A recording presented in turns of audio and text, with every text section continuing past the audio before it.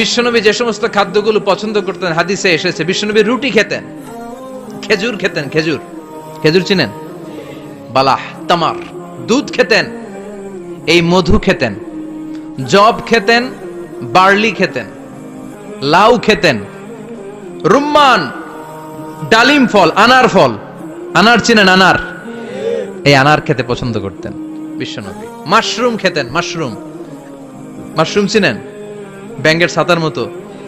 রেস্টুরেন্টে ইদানিং মাশরুমের স্যুপ পাওয়া যায়, এটা খাবেন। যাদের চোখের জ্যোতিতে সমস্যা, দৃষ্টিতে সমস্যা, খাবেন। হাদিসে এসেছে আল কামআতু মিনাল মান ওয়া মাউহা শিফাউন লিল আইন। মাশরুম হলো মান্না সালোয়ার মতো খাবার। মাশরুমের স্যুপ যারা খাবে, চোখের জ্যোতি যাদের কম, তাদের চোখের জ্যোতি বাড়িয়ে দিবে কে?